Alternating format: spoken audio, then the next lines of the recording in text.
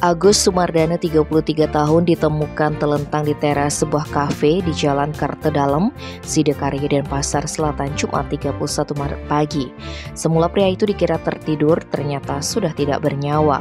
Kasihhumas Polresta Denpasar AKP Ketut Sukadi menerangkan, korban pertama kali ditemukan warga bernama Ketut Rukuk 74 tahun. Saat itu sekitar pukul 9:09, Rukuk melihat Agus terlentang di lantai kafe dan dikira sedang tertidur.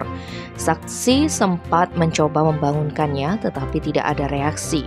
Kemudian Rukuk memanggil warga lainnya untuk mengecek ke tempat kejadian serta memanggilkan bidan. Tak berselang lama bidan bernama Suardani memeriksa pria asal Banjar Lingkarsari, Sidakarya tersebut. Hasilnya Agus telah meninggal dunia. Masalah ini lantas dilaporkan ke Polsek Densel. Dari keterangan yang didapat pihak kepolisian, diperoleh informasi bahwa korban datang sendirian ke kafe tersebut pada pukul 00 dan sempat minum minuman beralkohol. Jenazah Agus dibawa ke RSUD Bali Mandara untuk pemeriksaan lebih lanjut untuk mengetahui penyebab pasti kematian korban. Tim Bali Express melaporkan.